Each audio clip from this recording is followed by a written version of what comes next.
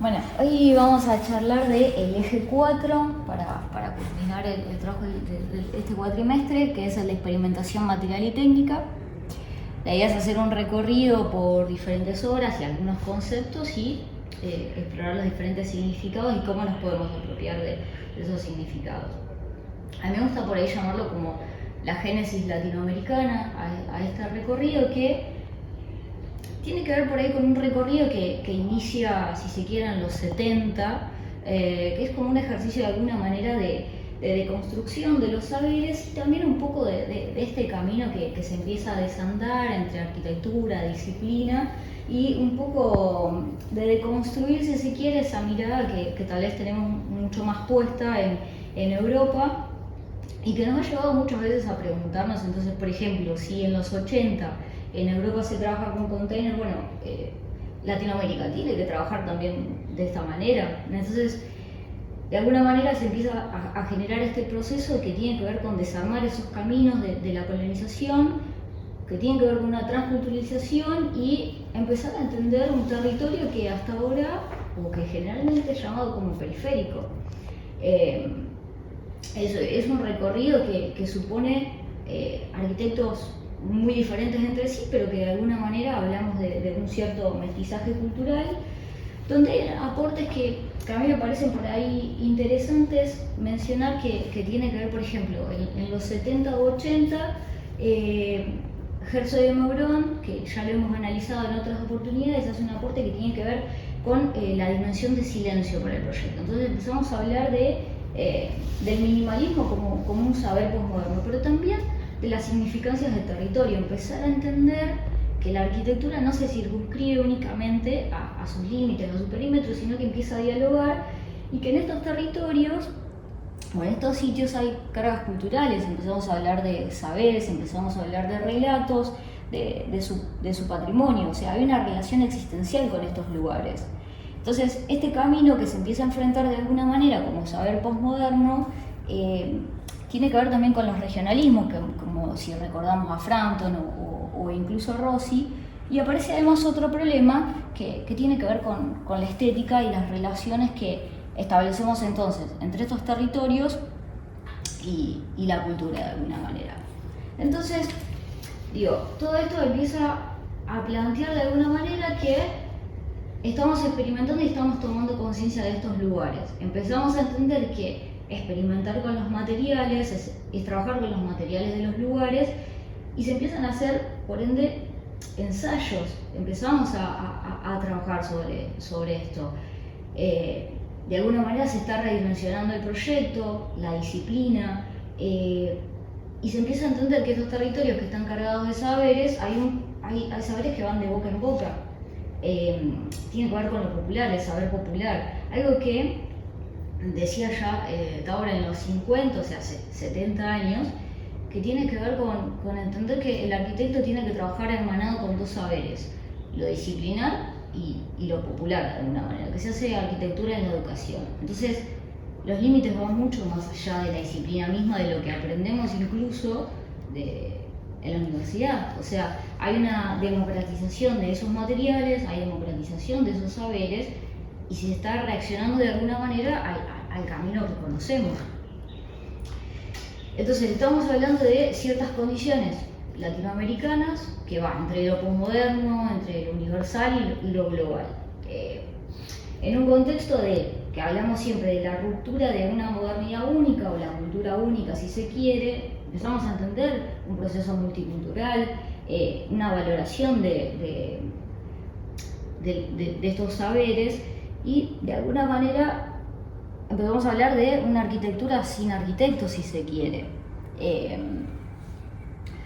Y además, en concordancia con esto, aparecen, por ejemplo, los seminarios de arquitectura latinoamericana, que establecen un compromiso con las comunidades, que hay una búsqueda de las propias tecnologías y las identidades regionales. Entonces se empiezan a construir nuevas sensibilidades, y dando valoración a lo que Marina Weissman llama como las nuevas voces. Entonces se refuerzan esas identidades regionales, y parte de esas identidades regionales es entender que no porque entendamos los materiales que nos proveen estos sitios o estas regiones o estos territorios, las propias tecnologías, porque si se circunscribe ese medio, no implica necesariamente un atraso.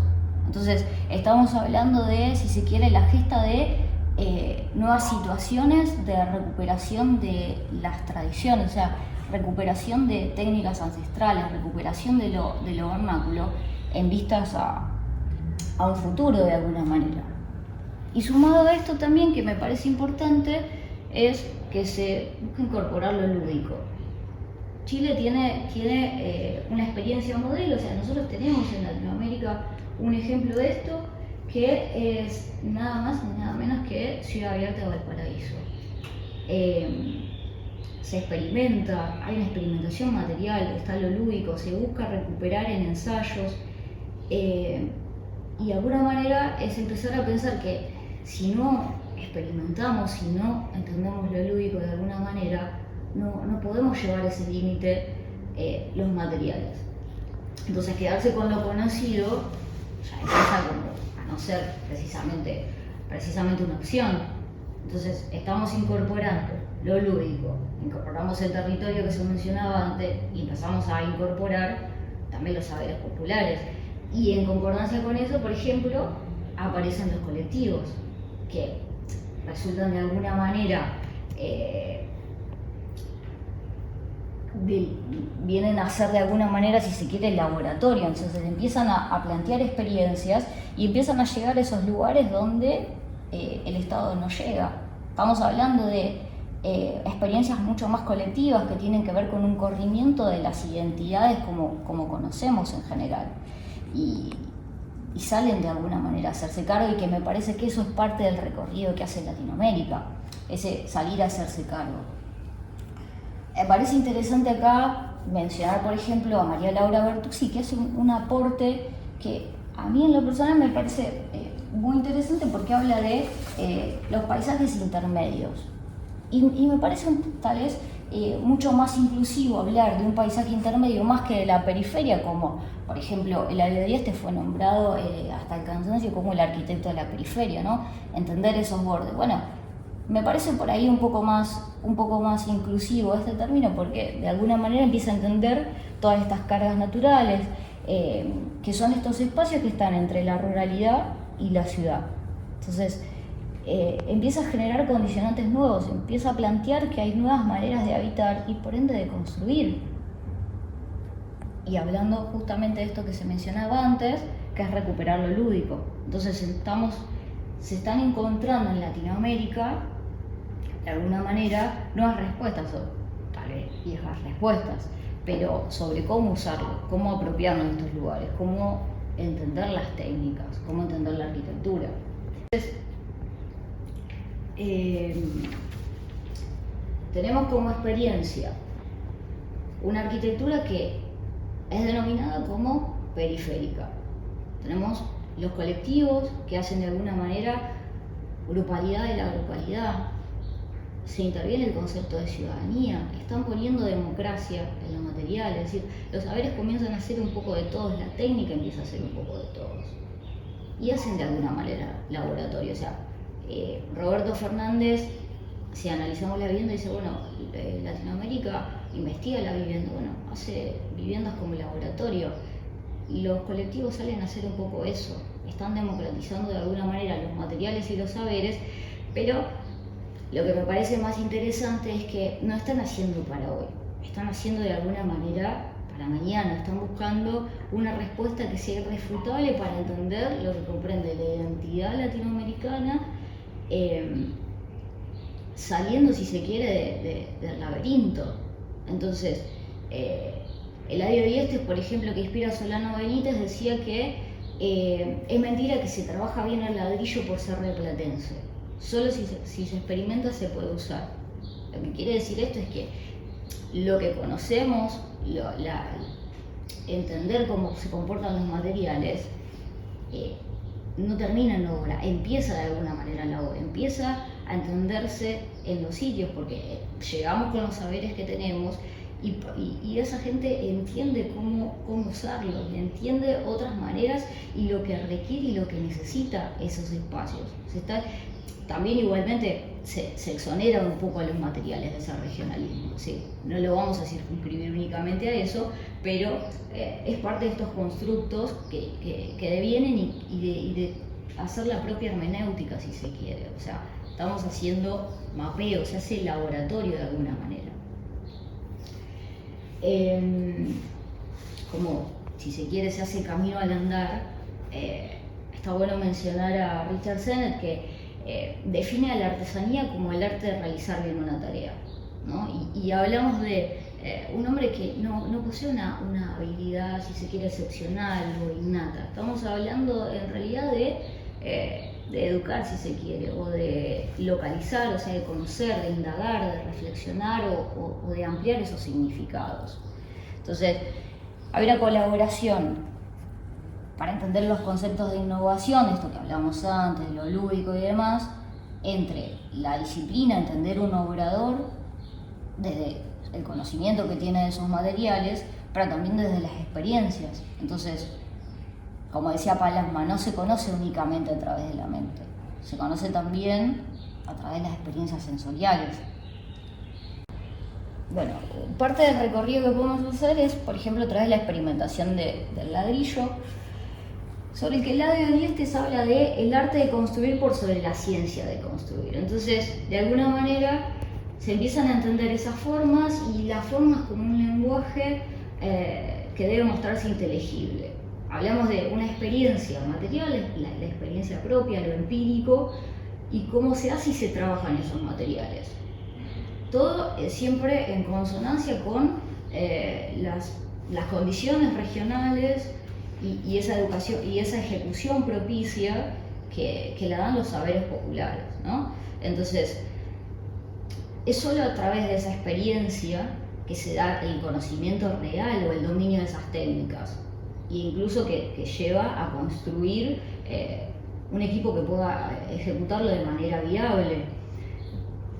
Lo que quiero decir con esto es que probablemente los saberes que traemos terminan y encuentran su propio techo en estos sitios. ¿Por qué? Porque probablemente no los ejecutamos de la misma manera. Requiere de técnicas propias, como lo decía Montaner, esto de que Latinoamérica, la arquitectura latinoamericana es aquella que desarrolló sus técnicas arquitectónicas propias. Entonces hay un uso acrítico, más allá de entender que un contexto internacional de tecnologías, pero se empieza a entender que hay un obrador y que se opera de acuerdo a lo que este territorio contiene, esa lectura que hacemos de estos lugares. Solano Benítez, por ejemplo, con el Gabinete de Arquitectura en Unilever en Paraguay, empieza a hacer un trabajo del material que no es propio de lo conocido, lo que al menos hasta ahora conocíamos o lo que nos enseñaron de alguna manera. Empieza a hacer una indagación empírica del ladrillo, empieza a verificar constructivamente, y es una verificación que escapa, si se quiere, al rigor milimétrico, matemático que teníamos o que viene del estudio. Es empezar a entender, más allá de cómo se comportan esos materiales, es que en la práctica sucede de manera diferente. Entonces se empiezan a generar estrategias que requieren construir las formas para verificar en obra. O por ejemplo, acá vemos otro caso, que estos abovedados empiezan a funcionar de otra manera, es explorar los límites materiales, si se quiere, que probablemente tiene que ver más como del orden de lo artesanal, si se quiere, de estos saberes populares. Y en consonancia con esto está bueno mencionar, por ejemplo, Richard Sennett retoma una discusión que proponía Hannah Arendt, ¿no? Esto del animal laborans y el homo faber, ¿no? Un animal laborans que es más propio de los feudos, que tiene que ver con las pulsiones, con la supervivencia, pulsiones de vida, de muerte, que tiene que ver con identificarse por ahí en los procesos naturales. Esto de que vive concentrado, disfrutando y sufriendo sus procesos biológicos. Por el otro lado tenemos al homo faber, que incorpora los objetos, es, si se quiere, más podríamos definirlo como al hombre industrial dentro de esta categoría. Entonces Sennett lo que hace es acercar de alguna manera estos conceptos, acercar el animal laborance al Homo faber y entender que la acción es lo que revela de alguna manera la identidad de estos seres humanos y que podemos descubrir pluralidad entre ellos. Entonces, ¿qué es lo que sucede? Se establece y se conoce en esas relaciones con el material y el arte de producir, o sea, en el hacer. Se está brindando una información a quien lo dirige y en esos saberes disciplinares que están asignados por lo popular. Volvemos otra vez a esto, es el rescate de lo vernáculo, de las técnicas ancestrales, entender los saberes populares y la experimentación, ese saber disciplinar, como decía Tábora. Entonces, esto lleva también a posicionarse en la arquitectura internacional, o sea, en la escena internacional. Tenemos el caso de la Bienal de Arquitectura de Venecia en el 2016, que hay un pequeño extracto del catálogo oficial donde se habla del ladrillo como el elemento icónico, por supuesto, para la obra de Solano Benítez, y se lo denomina como un material ancestral, que está forjado por el hombre en una técnica milenaria de modelado y cocción, que es versátil, es barato. Empiezan a asignarlo de alguna manera como el material de lo marginal. Lo que se dice es que bueno, se pueden dar el lujo de construir para, bueno, en realidad, más allá de esa versatilidad que tiene, a mí me lleva a preguntarme, ¿el ladrillo se circunscribe únicamente a los bordes, a lo marginal? O sea, ¿lo debemos definir de esta manera? Es lo que me dispara esta situación. En realidad a mí me parece que el ladrillo podría ser incluso el sinónimo de la expansión de las fronteras latinoamericanas. Es parte de construir estas identidades latinoamericanas. Es entender que estos materiales funcionan, que son propios de nuestra región y saber usarlos de alguna manera.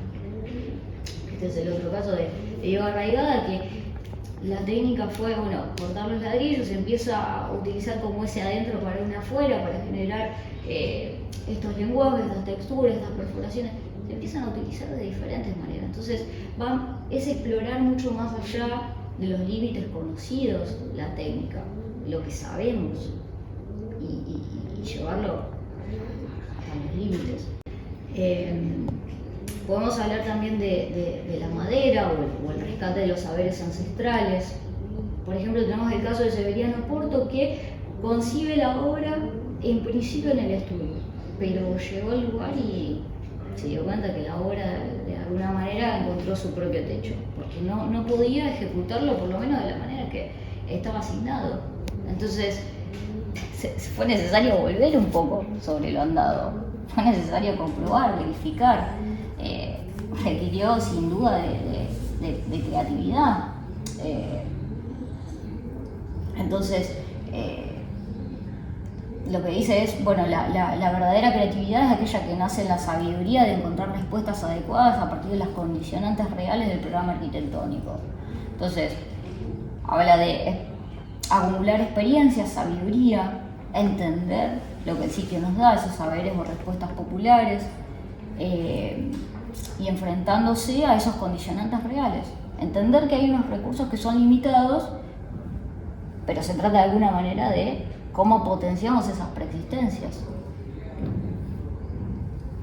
O la Escuela de Puerto en Chiloé, de Jorge Lobos y Asociados, en un contexto que viene desde un Chile desde los 30, tiene un lenguaje ancestral de manejo de madera, hay incendios y demás, y lleva a que se reemplace por hormigón. Bueno, luego con este encargo dice, no, vamos a salir al rescate de los vernáculos. Después de todo, es parte de la identidad chilena. Entonces, entendamos que esto es parte de la región. Hay un pasado que sabe trabajar este material. Entonces, usemos eso.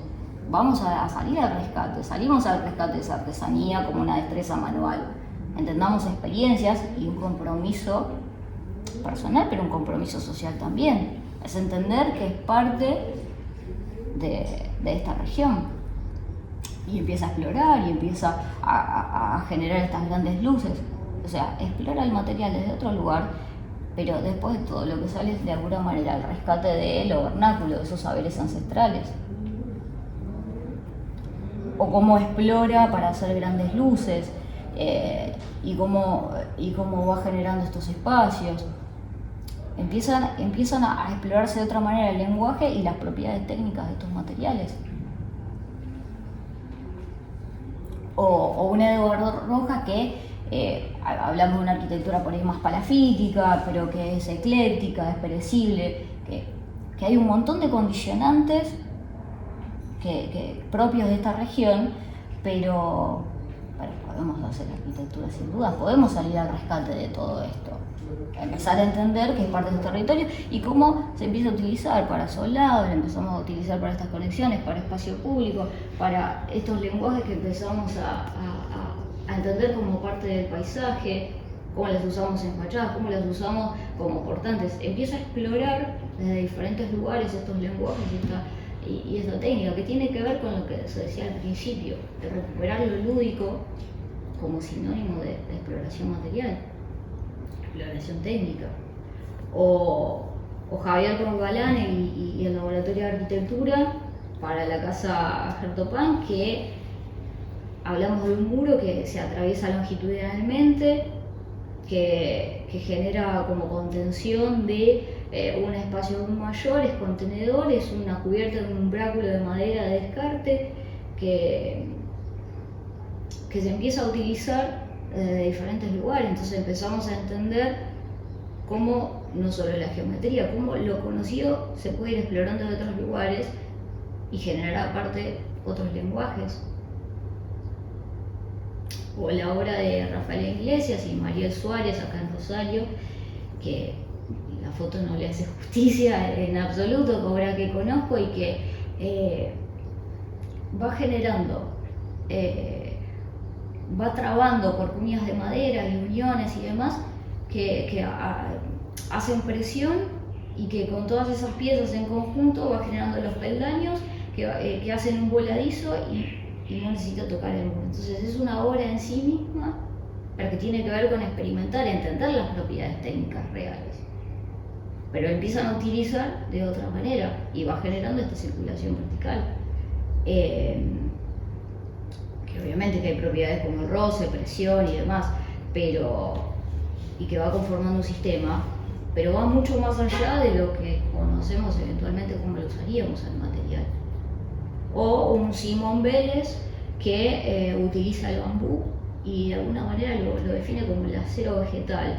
Usa una técnica que consiste en inyectar del mortero en las uniones, en las nervaduras, y va generando una arquitectura que él define que debería ser tal vez un poco más vegetariana, ¿no? Como alejarla de lo ya conocido que tiene que ver con minerales, todo lo que ya tenemos y ya conocemos que nos da las tecnologías como el hormigón, por ejemplo.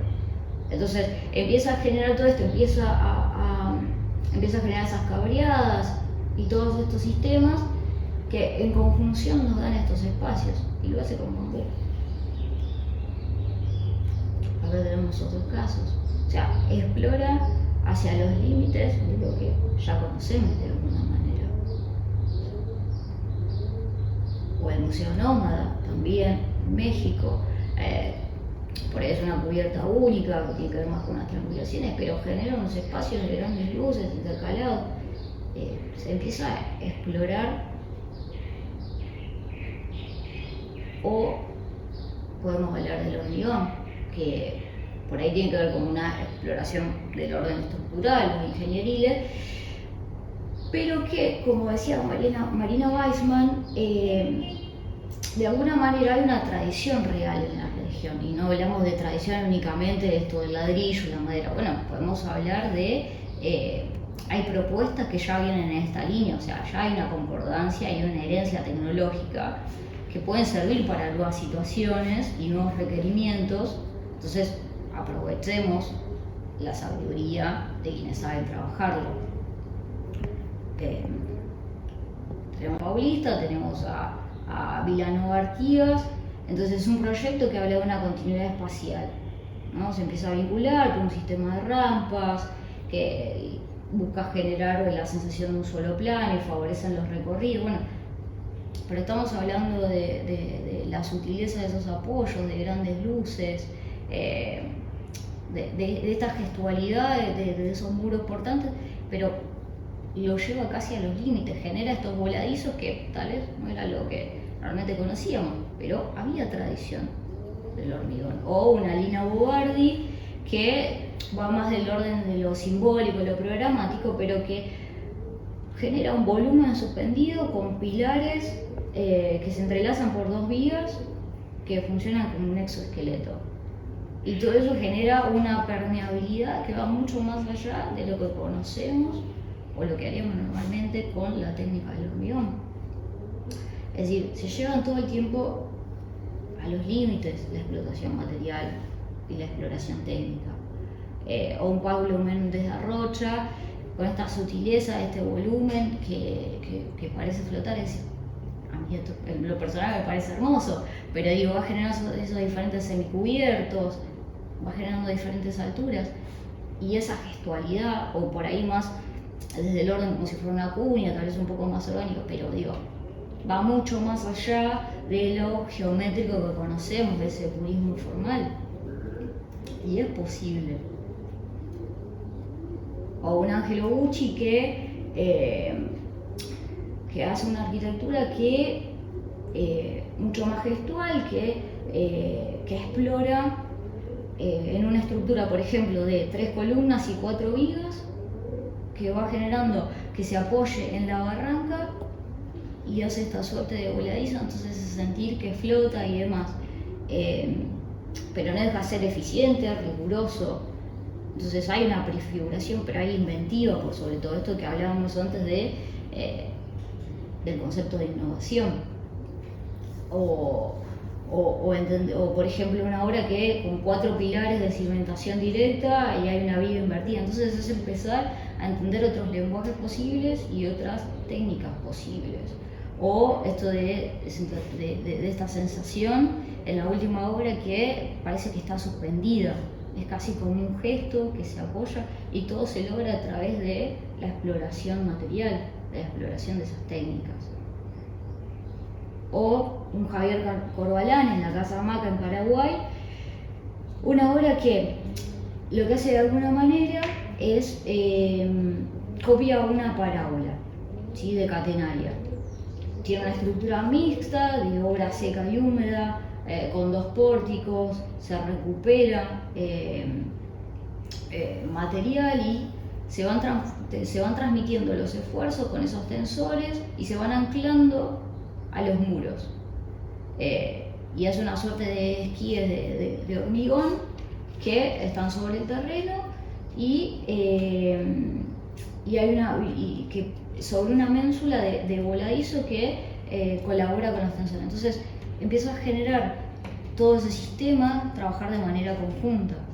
Y hay una combinación, hablamos de ladrillo, hablamos de hormigón y tensores. Entonces se sigue explorando cuáles son todas las formas posibles del material.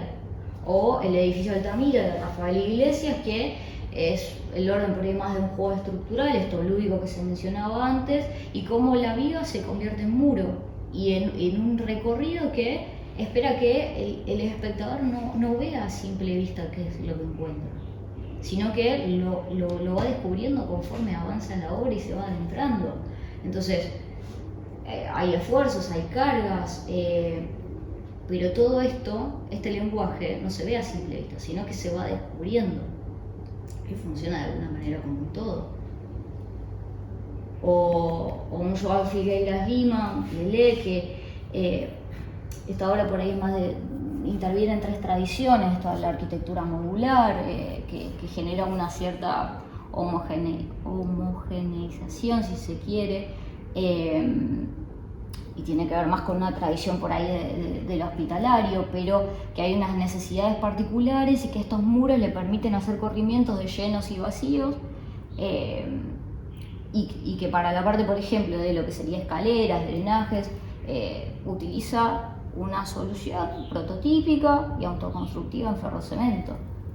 Entonces se van explorando y se van combinando diferentes maneras de hacer el abordaje estructural de lo que ya conocemos del hormigón. Y es como, a mí en este caso me parece Segawa que hace un aporte que es interesante porque dice, bueno, la técnica al servicio de la transformación ambiental y social, que es evaluar esos límites de actuación, entendiendo los contextos, por supuesto, y situaciones que tal vez no es para todos lo mismo. No hablamos de industrialización en todos los casos de la misma manera. Entonces, no caer tampoco en ese colonialismo tecnológico, pero entender que hay procesos que nos sirven para esto y para desarrollar, y que Latinoamérica lo está haciendo de alguna manera. O la Casa Argentimento en Quito, que también va generando estas perforaciones, estos juegos de entradas y salidas de luces, pero que también sirven todas estas rajaduras y nervaduras para sostener el mobiliario. Entonces, la estructura viene a ser soporte, pero también incorpora un lenguaje, también define todo ese lenguaje, esas fachadas. Empieza a transformarse y a dialogar constantemente. En todo esto, de alguna manera, lo que se puede ver es que el arquitecto o ese obrador interviene de diferentes maneras. O sea, se hace obra desde diferentes lugares. Por un lado tenemos ese arquitecto que opera como un obrador, que hablamos de una dimensión del artesano, si se quiere, que sale de la tradición, de lo vernáculo, de esas técnicas ancestrales, que tiene que ver con las experiencias propias de esos lugares y ese saber hermanado popular, como decía Tábora. Pero también podemos decir que se puede operar desde el estudio, que tal vez es una visión mucho más tradicional, pero es compatible y se apoya en lo tecnológico. Y por el otro lado, los colectivos, que operan, si se quiere, para la otredad.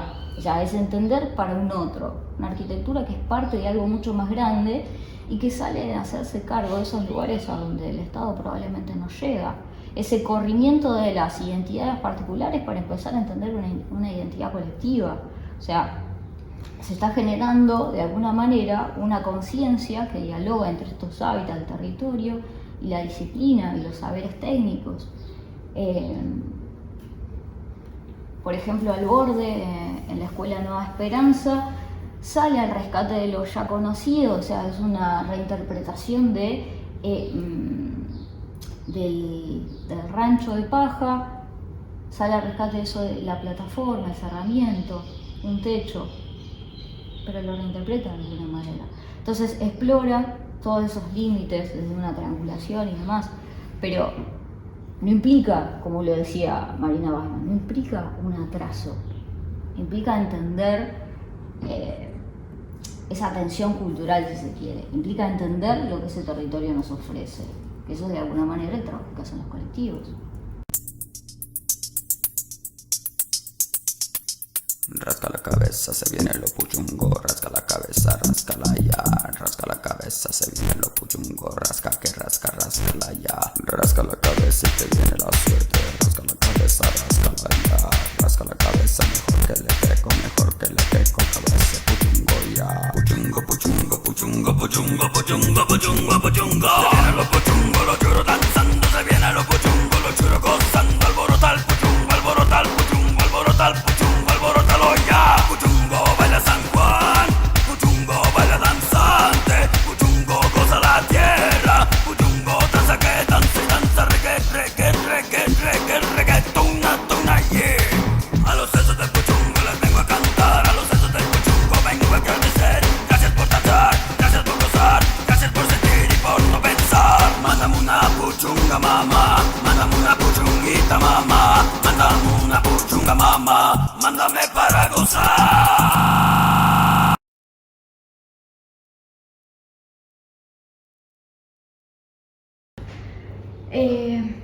Ejemplo de Al Borde, entonces en Nueva Providencia, esta reinterpretación de plataforma, ese detalle estructural de cómo se puede explorar, de cómo se puede trabajar esa técnica, cómo podemos hacer con lo que, o qué es lo que podemos hacer en realidad con lo que esa propia región nos ofrece, que ese territorio nos ofrece, y lo que su gente o ese saber popular sabe hacer o cómo ejecutarlo. Distopía laboratoria de ciudad, por ahí va más del orden de los autoencargos, tiene que ver con una reflexión mucho más crítica, si se quiere, de proyección. De alguna manera es por ahí más desde el orden de las investigaciones, pero con un interés colectivo, real, y generar espacios que son para la discusión, la difusión y demás. Pero hace estas exploraciones. O una Agua Alta de Javier Corbalán y colectivo Agua Alta, que tiene que ver con una experiencia mucho más participativa para la Bienal de Arquitectura de Venecia. Va más desde el orden conceptual, estructural, y genera esa gestualidad con este elemento que hablamos de una estructura que está transmitiendo su propio peso y que esa lógica constructiva y estructural es que le permiten esa reciprocidad, trabajar la forma y genera una cierta, o lo dota en realidad, una cualidad acústica. Tiene que ver más con la interpretación y una experiencia por ahí mucho más sensorial, pero es un encargo como para escenarios y demás. Pero tiene que ver con una experiencia colectiva de intercambio. O un arqueograma de plan B, que en este caso se trabaja a la escala, su concordancia con la naturaleza, esa relación que se genera y que empieza a generar como esos filtros de sombras y demás. Pero trabaja una proporción, una estética, sin dejar de lado un confort ambiental, todo atravesado por una experiencia somática. Entonces, de alguna manera, lo que sintetiza es infraestructura, arquitectura y diseño urbano. Tiene que ver con un trabajo de reconversión, de políticas públicas, pero se explora lo material a estos límites. Podemos hablar también de derivas tecnológicas y el diseño digital. El Coliseo Olímpico de Medellín, de Masanti Mesa, es una obra que recurre mayormente a la repetición de módulos, ¿no? Genera un sistema que es liviano, es autoportante, se puede adaptar y genera por sobre todo grandes luces. Entonces es una arquitectura tal vez un poco más dinámica, pero que hay una exploración estructural en esa cubierta que viene a ser un espacio que contiene circulaciones, que contiene un programa. O un Puerto Montt de Cristian Fernández que comienza a utilizar el material desde la irregularidad, porque esa experimentación tecnológica lo que le permite de alguna manera es generar una gestualidad de que pueda doblar, que pueda manejarse ese material, se pueda controlar si se quiere. Es un encargo para unas tribunas, pero es diferentes maneras de explorar la técnica, de explorar el material. O un proyecto como el de las oficinas, que tiene por ahí una relación mucho más fluida con el ambiente, tiene que ver con políticas sostenibles, pero genera todas estas ondulaciones, estos serpenteantes, toda esta estructura que va por sobre la fachada, que empieza a generar estas permeabilidades y un interior que le permite grandes luces y suspender espacios. O un Bruno Estaño en Costa Rica que entiende que esa arquitectura es propia de ese sitio, rescata tecnologías vernáculas, pero entiende que hay un clima específico para ese lugar y para llevar a cabo esa obra. Entonces genera de alguna manera una síntesis entre lo local y lo global. Por ahí es más una orden, una estrategia cultural, pero no deja de entender que hay una tecnología del orden vernáculo y cómo la puede usar para lo que necesita. O un Marcos Nova que tiene que ver con una exploración, si se quiere, más del orden de la investigación, una investigación más desde el orden de la escultura, lo autónomo, pero que de alguna manera hasta podría, o sea, dice que es como, bueno, puede ser una relación entendiendo lo que somos nosotros también, ¿no? Como ese diálogo que viene, es más una cuestión desde el orden explorativo, o sea, se exploran esos extremos, pero también es posible, entonces tiene que ver más del orden de lo artificial. Entonces, de alguna manera, lo que se quiere decir con todo esto es que Latinoamérica está haciendo, si se quiere, la gesta de una génesis, como llamé al principio, porque pone en dimensión los materiales, sale al rescate de todos esos saberes ancestrales, democratiza materiales, pero democratiza también saberes populares. Entonces, es entender que hay un diálogo real con los sitios, entender que se puede volver sobre lo ya conocido. Esto que decía de trabajar hermanado de saberes disciplinares y saberes populares. Entonces es repensar de alguna manera las esferas pedagógicas, lo que nosotros aprendemos y cómo nos desconstruimos en ese camino. Si se quiere, es como un camino decolonial de lo ya conocido.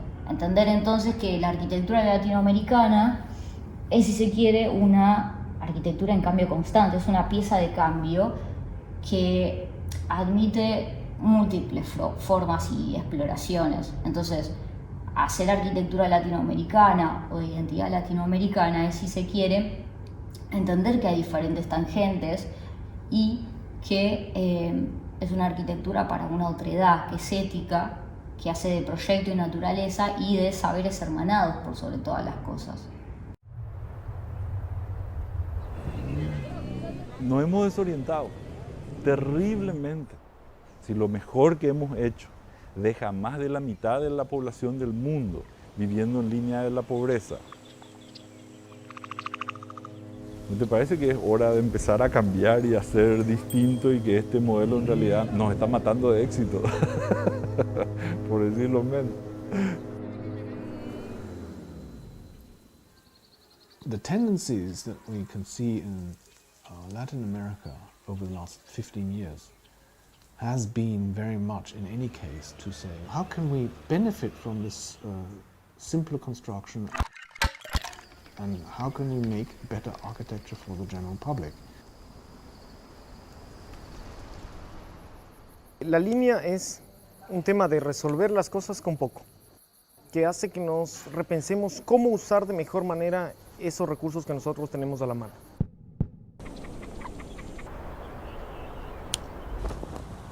No todo se resume a plata, con lo cual también salimos un poquito del discurso capitalista. Todo eso que no tenemos en dinero se convierte en gestión.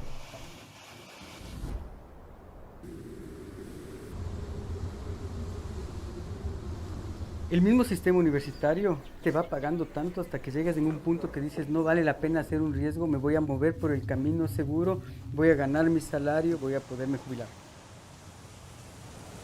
Yo conozco un montón de profes súper valiosos que se han ido apagando. Entonces, pana loco, ¡pah!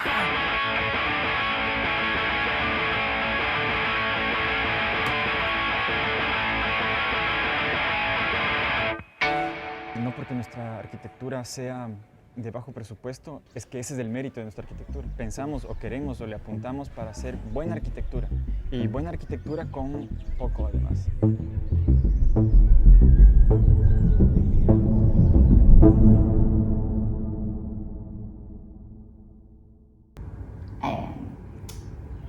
Y para finalizar, lo que me parece que de alguna manera conjuga todo esto de entender la arquitectura latinoamericana y la importancia de hermanar estos saberes es que una frase que a mí me parece interesante del libro Habitar como un pájaro, del modo de hacer y de pensar los territorios, dice que olvidan que toda percepción de semejanza se apoya sobre la puesta en suspenso activa de las diferencias. Iluminar una situación a través de las luces que ofrece otro es un gesto que debe incumbir a la estética y a la creación, que exige gusto, curiosidad, tacto y un poco de mala fe.